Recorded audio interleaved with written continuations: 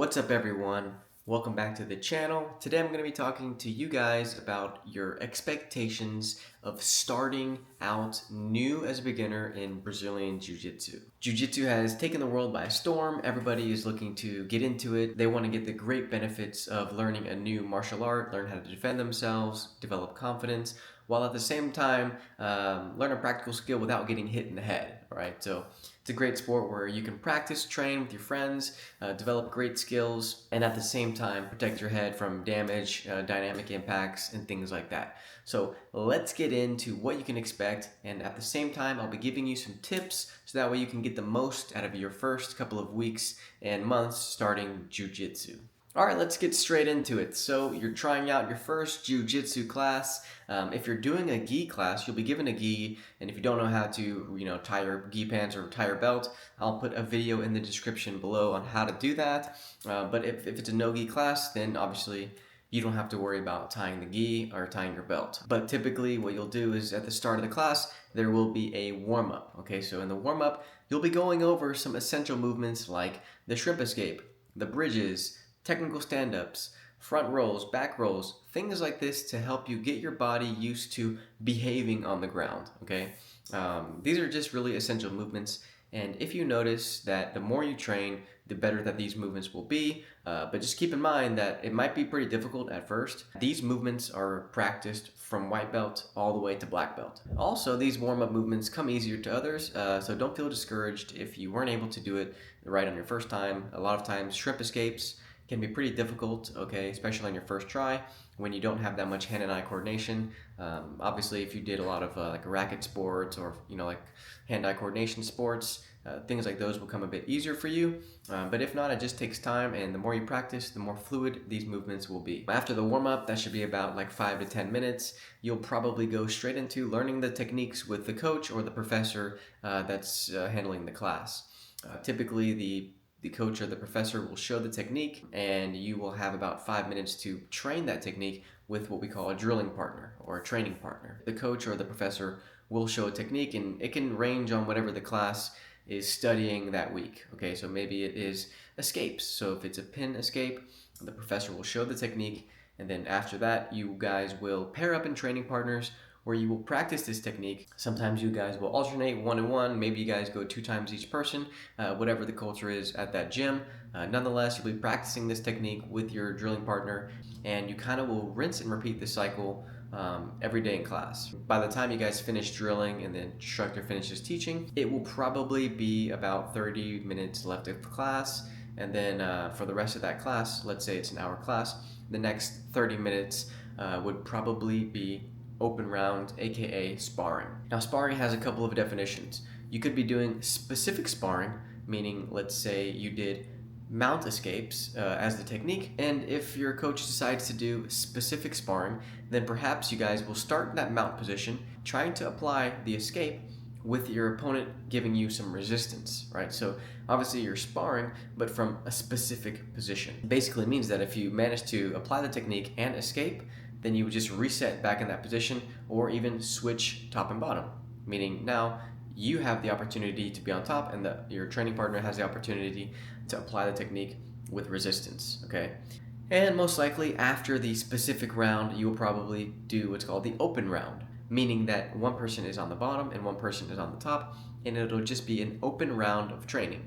So it's like anything goes, right? You're trying to sweep your training partner, pass your training partner, and it's basically with resistance in order to, pin, subdue, and submit your training partner, right? That's basically what sparring is in Jiu-Jitsu, right? There's no dynamic punching, kicking, and things like that. Keep in mind that that's probably what your first class is going to be like. And just keep in mind that when you start sparring, your training partners will accommodate your experience. Let them know that you just starting out, or that it's your very first class, and that you would like to just try to apply the position as correct as possible. Now, just note that I'm just laying out the structure of the class. Later on in the video, I'll be showing you how you can kind of absorb as much as possible as a beginner. So keep in mind that as you start the sparring, you might not be able to get the technique on your very first go, especially on a resisting opponent. Just know that you'll be learning at your own pace, and your training partners will be very supportive of that, okay? Hopefully. Okay, so next we'll be talking about the techniques you should be expected to focus on as a beginner. Becoming proficient at simple pin escapes is extremely important as a beginner, while at the same time, making yourself extremely difficult to submit is also really important. You obviously won't have an extremely well-developed guard, meaning your guard will most likely get passed and you'll get pinned, typically in the side control position or the mounted position, okay? My advice and my recommendations is to develop a fundamentally strong and solid escape system. Focus on simple escapes from side control and mount, and make sure to get really good at those. If you can get really good at those, it'll be difficult for somebody to pin you down, making your experience sparring a lot more fun and enjoyable. When it's hard to pin you down, you're able to have more confidence in any other techniques, knowing that when you do get pinned, you'll always be able to get out. And just remember that you don't become a survival expert or great at defense without getting submitted, okay? So it's not gonna be easy at first. There's a strong learning curve to BJJ. Just remember that the more you keep practicing and the more you keep exposing yourself to different games of Jiu-Jitsu, that's the way that you can grow. All right, you have to learn the hard way. You're going to get submitted. You're going to get passed. You're going to get pinned. Keep an open mind when it comes to these things. Ask your training partner some questions. Why was I able to get pinned? Why was I able to get submitted? Why wasn't I able to get out of this pin? Things like this will help you in your development of Jiu-Jitsu and help you grow a lot quicker than rather if you try to muscle your way out of things, use strength and no technique, and neglect any submission defense. And that kind of brings me to the next part I want to talk about, which is involving the mindset of a beginner, right? So your brain has never experienced something, like Jiu-Jitsu, especially in your first week, first month. You're going to be losing a lot. And just remember, the whole beginner phase of Jiu-Jitsu is about learning and improving. When it comes to the sparring, it is not obligatory for you to win every single roll and every single training session. Not even higher belts are able to do this, depending on the training room, okay? So keep in mind that you're going to get submitted and it's going to be challenging at first. My best advice for you to get through the beginner phase of losing and getting smashed is to just leave your ego at the door. Some of you will already be in great athletic shape. You'll be strong. You might have some CrossFit experience, weightlifting experience.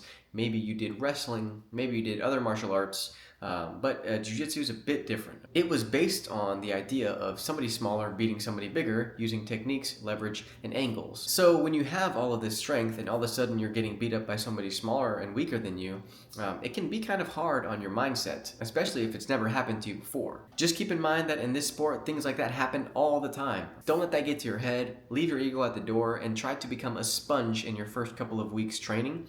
That way you can learn what you're doing, how to position your body, to ultimately develop skills and technique, so that way you can utilize the idea of Jiu-Jitsu to your own favor. Next, we'll talk about physical conditioning. So if you're one of those guys that maybe doesn't have a huge athletic background, just know that your body might be pretty sore in the first couple of days, maybe even a couple of weeks, because you've really never used these muscles before. In the reality, you can't really pinpoint which muscle groups are being used, because in the reality, it's your whole entire body. It's different than your conventional bench press and your conventional squat, because a lot of times you're pushing weight off of you. The weight is uneven, the weight is more on this arm than this arm, the weight is moving, the weight is almost like a really heavy water bag. So keep in mind that you're going to be pretty sore in your first couple of weeks, depending on how hard you go, okay? Because a lot of beginners go extremely hard when they first start, and it's completely normal, because when you're a beginner, you have a survival instinct deep in you that you want to push, you want to explode, you want to bridge, you want to grab and hold as strong as you can and squeeze with all your might. This is very normal, and it's a survival instinct that dates back hundreds of years ago. A lot of Jiu-Jitsu is unlearning instinctual habits. That's something that I learned as I practiced Jiu-Jitsu throughout the years. Instinctually and habitually, we want to do certain behaviors as a survival mechanism. But Jiu-Jitsu, you kind of have to unlearn that process that your body has adapted to survive to this day, and learn the right movements and learn where to put your weight and where to put your arms. And this will come with time, which is why you shouldn't have super high expectations for yourself when you're just starting Jiu-Jitsu. The good thing about Jiu-Jitsu, especially for beginners, is that you can go to Jiu-Jitsu if you want to lose weight, right?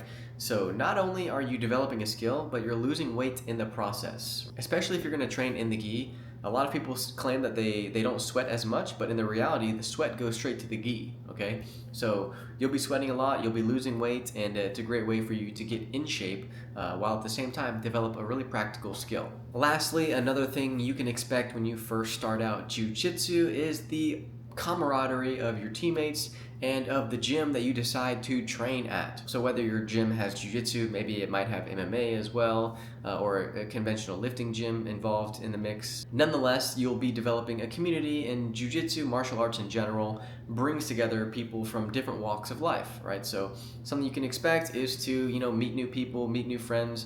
It's a great way to, meet those around you in the city. Or what some people do is they'll start jiu-jitsu with a friend of theirs that they've had. Maybe their friend has wanted to start jiu-jitsu but hasn't had that initiative until you showed up, and now you both want to do jiu-jitsu, and you can kind of hold each other accountable. That's something that I've noticed as I've worked in a jiu-jitsu gym and also trained jiu-jitsu myself. It's a lot easier to have somebody going with you to jiu-jitsu, and you might even meet a really good friend that trains jiu-jitsu at that gym, and you can become good training partners with them. So that's something that's really unique about jiu-jitsu regarding its community. Alright, so to close this video off, I just want to give you some final tips that can kind of send you off with the right mindset to ultimately crush your first month of jiu-jitsu, and you can have a really good time. The first one is just to show up consistently. If you're consistent in your jiu-jitsu journey, you will develop a lot of skills and you will progress relatively fast. If you're on a consistent schedule, that's all that matters. Everything else takes care of itself. You're literally using time to leverage the development of your skills. If you train every single day for 1 week, but then you skip out on the next 4 weeks, then, well, that's not that good for your skill development, okay? If you train as little as 1 to 2 times a week, but every week, you're gonna develop skills, you're gonna get better, and you're gonna learn a lot, okay? So whatever the schedule may be for you, as long as you can make it as consistent as possible, that's how you can develop skills, that's how you can become better at jiu-jitsu. Consistency is key. Next is to ask questions. Don't be afraid to ask your training partner some questions, or even your professor some questions. Questions that relate to, some scenarios that has happened to you, whether you're getting pinned in a certain position, someone's passing your guard in a certain position.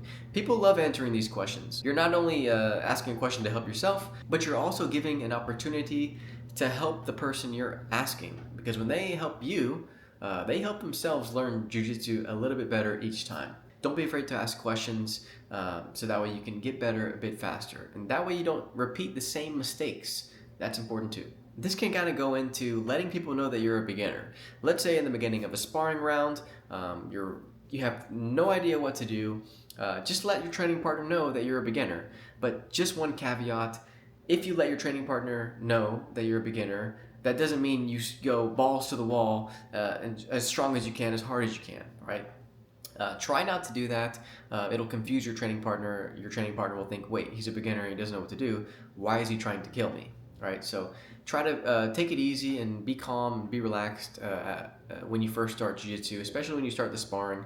A lot of injuries occur when white belts go with white belts, or when white belts try to do anything that they aren't capable of to a higher belt. Okay, so keep that in mind so that way you can stay injury safe while at the same time protecting your training partners, okay? Because training partners are important. You need them to get better. Lastly, guys, just remember to enjoy the process of jiu-jitsu. Enjoy the days you're a beginner, because you aren't a beginner forever.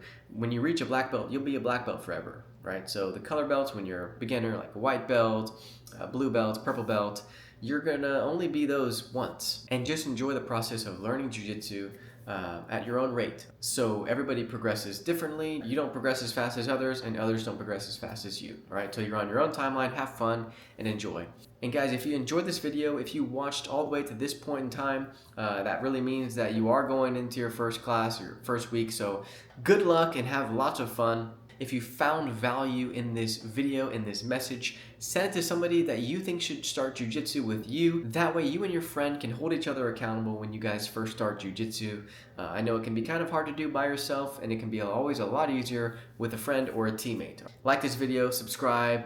I got more content in my channel if you want to learn how to do submissions, escapes, attacks, arm locks, techniques, tutorials, vlogs.